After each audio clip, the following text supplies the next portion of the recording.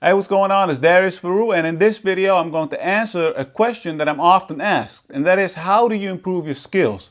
Now, one of the things that I am a believer in is that when you want to build a successful career, you have the best chance of career success if you stack skills on top of each other. And the best way to do that is to get good at skills. You don't necessarily have to be exceptional, but how do you get good at skills and how do you achieve results faster, right? Because I'm all about personal effectiveness. And if you can do something fast, why would you do it slow? Now, it's not about shortcuts, not about hacks or anything. It's about getting from point A to B in the most effective way. Now, that is what this video is about, and I'm going to share 5 tips with you that you can use to improve your skills faster.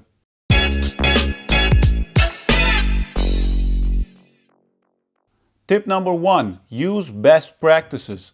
Now, the reason that I share this tip is because you don't have to reinvent the wheel. A lot of us believe that we have to be original and figure things out by ourselves. Now, I'm all about creativity and I'm all about being authentic and all those things. But if you want to learn fast, it's best to use what's already out there. And specifically, when I talk about best practices, because this is a term that is unfamiliar to a lot of people that I work with, best practices is basically just examples and results of the past and best results, right? How do you achieve something in the most effective way? So how can you get these best practices? Well, the easiest way is to learn from other people. And you can do that by reading other people's books.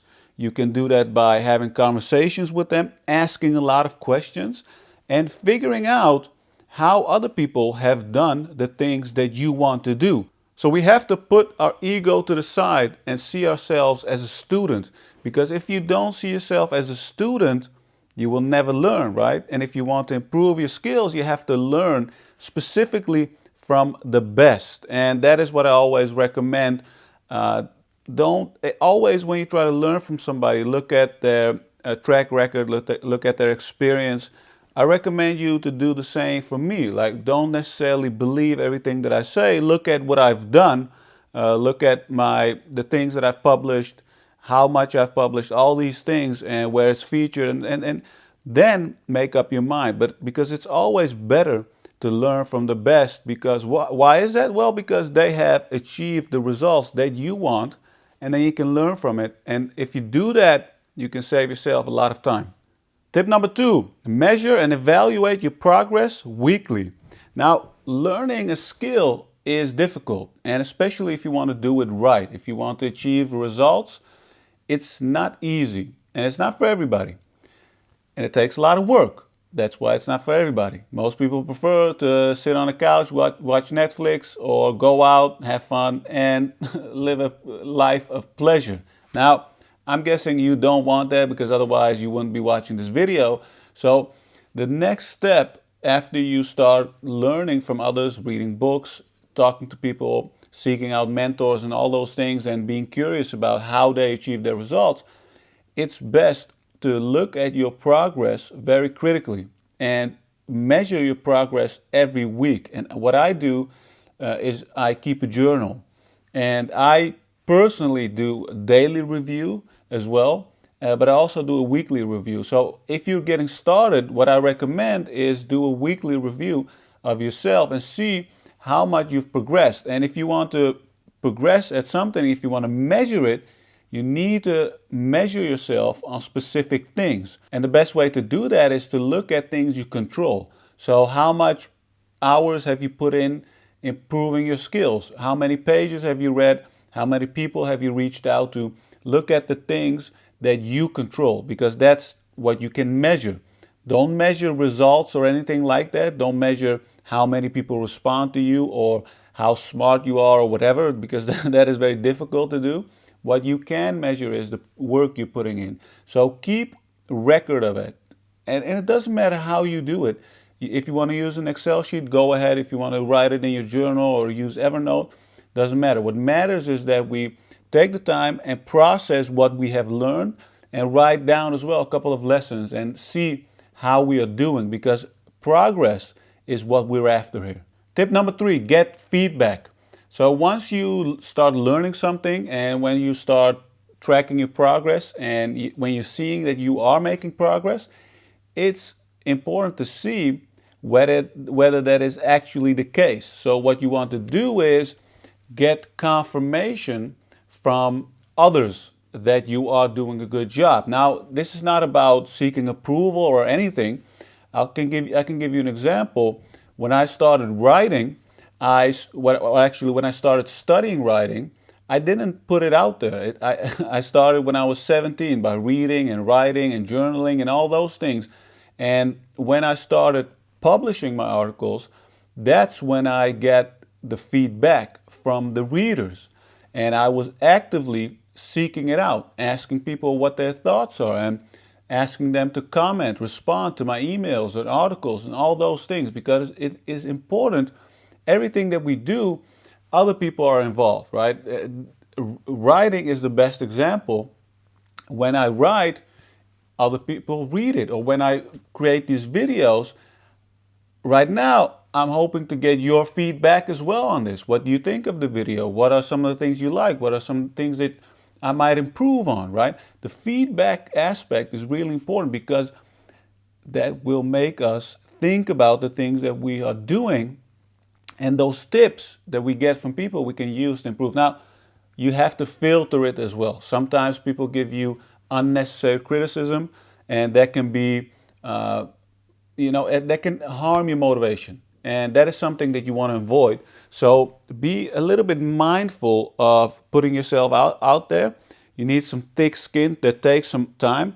But what you can do if you are starting and if you don't feel comfortable putting stuff out there, or if that's not even important, if you want to play the guitar or whatever, go seek out a coach or a mentor, or somebody can help you one-on-one, and somebody who is good at giving feedback. So because that is also a skill, and teachers are often good at giving feedback, and other people who are consumers or not professional teachers or coaches, they're not that good at giving feedback.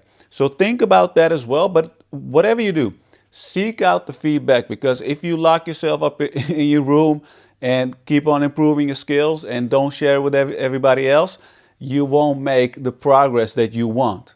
Tip number 4, don't quit. Now, you might think of yourself, well, is that actually a tip that you have to share in this video? Will that really accelerate my learning curve, or will I learn skills faster that way? Well, maybe that's not actually the case, okay? Well, not quitting, we all know this. But how many of us actually live it? We have to live the things that we believe in. Otherwise, it's not real. So look, we've all quit things in the past, and there's nothing wrong with it. But we have to realize if we want to get good at something, it's difficult. And most of us quit before we get good. And what happens, and in my opinion and my experience, that's because we often hit a plateau. And when we are learning something, in the beginning, you make a lot of steps, and then you start improving a lot because you're a beginner. And this is something that we all have experienced, right? But at some point, we hit a plateau, and it's difficult to break through it. So what I want you to remember is that every time that you're hitting a plateau, when you're breaking through it, you are moving up the plateau. That means you are getting better. That doesn't mean when you are stuck, doesn't necessarily mean that you are left behind or anything, right? Because that's the feeling that we often get, like, oh, what does it matter? I'm not learning anyway. I'm not improving. Screw it. Let's just put on Netflix, or let's have a drink or whatever. No, don't quit. If you take your career seriously and if you want to improve skills, we have to realize it's hard. We hit plateaus. But if we quit before we get good, then we'll never see the results that we want. And then the last tip, work harder. And every time I say this, there are always people saying, well, I work smart.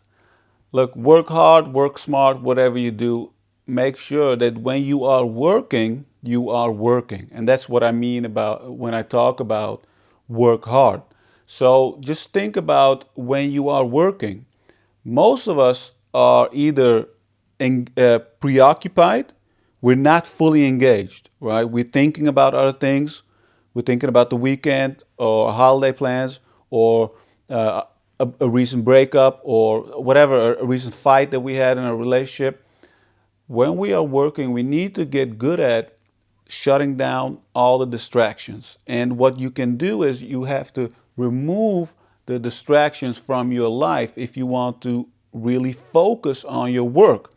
So always keep this in mind. When you are working, work. And this is when the first time when I heard this or when I talked about this and when I told this to myself, I was like, do I really need to remind myself that I have to work? The answer is yes, because our brain is wired to scan the environment. This is from our hunter-gatherer days. This is evolution. This is biology. Our minds are wired in a way that we're always searching and looking out for potential dangers or seeing what's going on, right? It's difficult to focus on one thing. So that's a muscle that we have to improve. So we have to make it easier for ourselves and have less things in our environment that our eyes go towards, right? And that is, I think, the key to working hard. Make sure you have a routine. Make sure that there are no distractions at your workplace. Turn your phone off or put it in airplane mode or whatever. Use apps on your computer like Self-Control or Focus Me. Those are apps that block distracting websites. I still use it because I don't have the willpower, right? For example, I like following the NBA.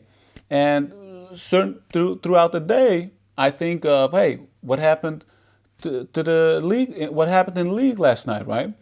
And then I'll go and check it. But I don't want to do that throughout the whole day. I might want to do that at the end of the day when I've done all my work. It's time to relax, right? But throughout the day, I have to remove the distractions. And the best way to do that is to put things and systems in place that will help you to focus. And don't make it harder for yourself because life is already hard enough, right? We don't make it harder by having a phone next to us and using our computer like everybody else is using it, like browsing, going to Facebook, Instagram, whatever, Twitter, whatever you like, online shopping. It's different for everybody. But remember, when you work, do your work.